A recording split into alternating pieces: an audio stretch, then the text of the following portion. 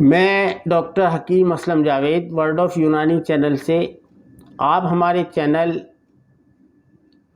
Word of यूनानी को subscribe करें, ख़ास तौर से इसका बेल आइकन भी दबाएं। ज़्यादा से ज़्यादा सब्सक्रिप्शन करें, इसका सब्सक्राइब करें इसको आप, जिससे जो है ज़्यादा से ज़्यादा चैनल को देखें, ज़्यादा से ज़्यादा इसको जो है शेयर करें इसकी वीडियोस को, जिससे दूसरे लोगों को भी यूनानी दवाओं के बारे में, बहुत सारी बीमारियों के बारे में पता चल सके। आज हम आपको बताएंगे कि जैसा कि आप जानते हैं कि सर्दियों का मौसम जो है तकरीबन शुरू होने को है, और जब मौसम में चेंज आता है, कोई भी बदलाव आता है, तो बहुत सी बीमारियां जो हैं बढ़ती हैं। ख़ास तौर से जब गर्मियों से हम देखते हैं कि गर्मियों के बाद बरसात आती है, बरसात के बाद जब सर्दियां शुरू होने लगती हैं तो बहुत सारी बीमारियां बढ़ जाती हैं। ख़ास तौर से वो बीमारियां वायरस के ज़रिए फैला करती हैं। तो जब भी इस तरह की कोई परेशानी होती है तो लोगों को बहुत ज़्यादा सर्दी, खांसी, नज़ला, ज़ुकाम, बुखार की परेशानियां हो जाती हैं। और ख़ास तौर से आप अगर इस वक्त देखें तो कई जो है भारत के राज्यों में, स्टेट्स में जो है जगह जगह डेंगू फीवर की परेशानियां बढ़ रही हैं। ये भी एक जो है मच्छर के काटने से तो होता है, लेकिन इसको भी एक वायरल डिजीज़ माना जाता है।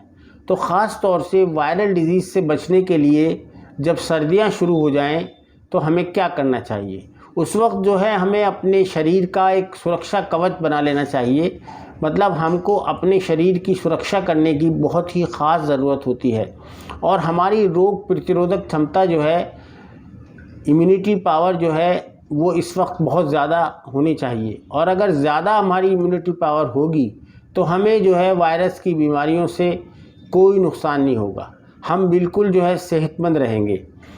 ख़ास तौर से अगर आप हमारे मुल्क में देखें या इंटरनेशनल लेवल पर आप देखें तो इस तरह की रिसर्च हुई हैं और बहुत ज़्यादा इस तरह की परेशानियां उसमें बताई गई हैं कि अगर हमारे एटमॉस्फेयर में नमी और ठंड बढ़ेगी तो उससे जो है बहुत सारी बीमारियां बढ़ सकती हैं।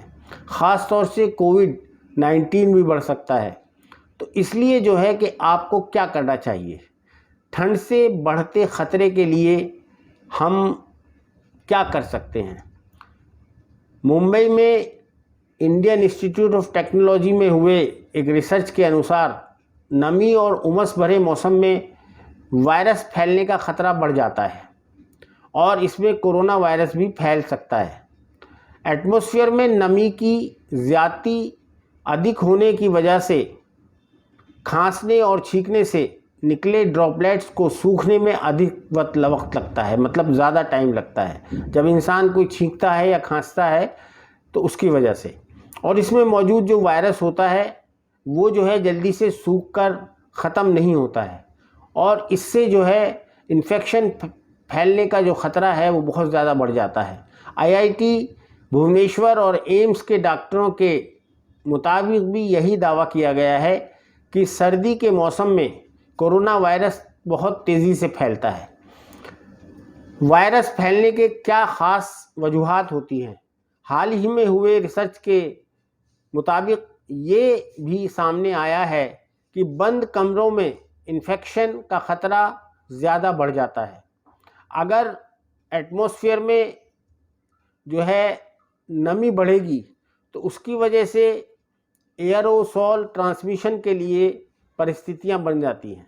यानी हवा में जो है वायरस है उससे जो है ट्रांसमिशन हो सकता है, और उसकी वजह से जो है सर्दियों में कम जो है टेम्परेचर होने की वजह से वायरस जो है बहुत ज़्यादा वक्त तक जो है ज़िंदा रह सकता है। इसीलिए हमें जो है बहुत एहतियात करने की ज़रूरत है। कई वायरल डिजीज़ के फैलने के 3 ख़ास वजूहात होती हैं।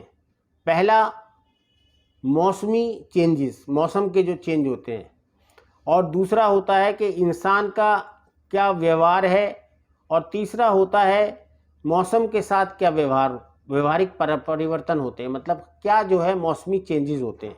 ऐसे में सर्दियों की दस्तक के साथ ही हमें और एहतियात बरतने की ज़रूरत होती है। हाथों को साबुन, पानी और सैनिटाइज़र से बराबर साफ़ करते रहना चाहिए। सोशल डिस्टेंसिंग बना के रखनी चाहिए और मास्क ज़रूर पहनना चाहिए, ख़ास करके इस मौसम में, सर्दियों के मौसम में। पानी और जो जूसी चीज़ें होती हैं या जूसी के फल होते हैं, उनका जो है हमें ज़्यादा से ज़्यादा उनको खाना चाहिए। हमेशा जो है उबला हुआ और फ़िल्टर किया हुआ पानी पीना चाहिए। घरों और ऑफिसों में वेंटिलेशन का जो है पूरा ध्यान रखना चाहिए। छींकते और खांसते समय रुमाल या टिश्यू पेपर का इस्तेमाल करना चाहिए। घर के बने ताज़े और बैलेंस्ड डाइट का इस्तेमाल करना चाहिए। हमें अपने खाने में हल्दी, ज़ीरा, धनिया, काली मिर्च, दालचीनी, अदरक और लहसुन जैसे मसालों का इस्तेमाल करना चाहिए। गर्म दूध में अगर हम आधा चम्मच हल्दी डालकर पी लें तो उससे बहुत फ़ायदा होगा। ये बहुत बड़ा इम्यूनिटी बूस्टर है। अपने खानों में हमें संतरा, ब्रोकली, अंकुरित अनाज, लीमू और स्ट्रॉबेरी खाना चाहिए। फ्रोज़न या बासी खानों से बचने की ज़रूरत होती है। तो इस वक्त हमें अब अपनी इम्यूनिटी को ख़ास तौर से बढ़ाना चाहिए, साफ़ सफाई का ख्याल रखना चाहिए और बहुत एहतियात करने की ज़रूरत है जब सर्दियां शुरू हो जाती हैं। बहुत सारी बीमारियां इसमें हमें होती हैं।